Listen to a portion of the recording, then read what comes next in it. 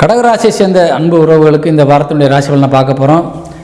கடகராசிக்கு அதிபதியாக விளங்கக்கூடியவர் சந்திரன். உங்கள் ராசியில் ஏற்கனவே குரு வந்து உச்சப்பலம் அடைஞ்சு ரொம்ப விசேஷமாக வந்து உட்கார்ந்துருக்கிறார். அதாவது உடலாலும் உள்ளத்தாலும் எண்ணங்களாலும் செயலாலும் நீங்கள் இப்போ வந்து தூய்மையானவராக இருக்கிறீங்க. எந்த வழியிலையும் நீங்கள் தப்பு செய்ய முடியாது.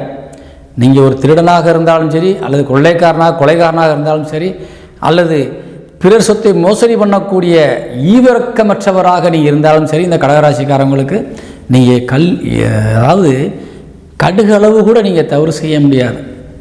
சரிங்களா? அப்படிப்பட்ட நபர்கள் யாரும் உங்களை நெருங்கி கூட வர முடியாது.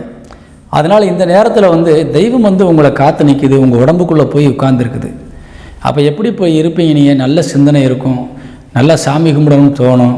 என்னடா இவ்வளோ நாள் இவ்வளவு தவறான வழியில் போயிட்டோமே, இப்படிப்பட்ட தப்பான செயல்களை செஞ்சுருக்கிறோமே, நம்ம இனிமேல் நம்ம வந்து அப்படி இருக்கக்கூடாது, 4 பேருக்கு பயனுள்ளவங்களாக இருக்கணும், நம்ம சம்பாதிச்சு நம்ம மட்டும் சாப்பிடக்கூடாது, 4 பேருக்கு கொடுத்து உதவணும்.